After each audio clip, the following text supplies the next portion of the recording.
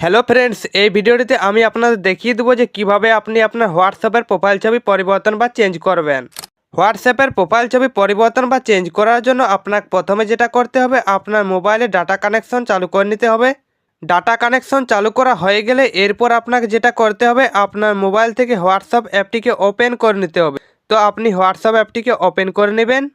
WhatsApp অ্যাপটিকে open করলে তোমাদের সামনে হোয়াটসঅ্যাপের প্রথম পেজটি চলে আসবে। তো আপনি এখানে উপরে কোনো একটি থ্রি ডট লাইন দেখতে পেয়ে যাবেন, তো আপনি সেখানে ক্লিক করবেন। ক্লিক দিলে তোমাদের সামনে অনেকগুলো অপশন চলে আসবে। তো আপনি সবার নিচে সেটিংস বলে একটি অপশন রয়েছে, তো আপনি সেখানে ক্লিক করবেন।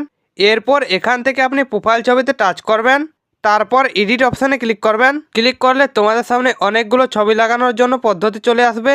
তো আপনি চাইলে এখান থেকে ক্যামেরা অপশানতে ক্লিক করে একেবারে ক্যামেরা থেকে ফটো তুলে আপনি প্রোফাইল ছবিতে লাগাতে পারবেন। আর যদি তুমি চাও গ্যালারি থেকে পছন্দের ছবিটিকে প্রোফাইলে লাগাতে, তাহলে আপনি গ্যালারি অপশানটিতে ক্লিক করবেন।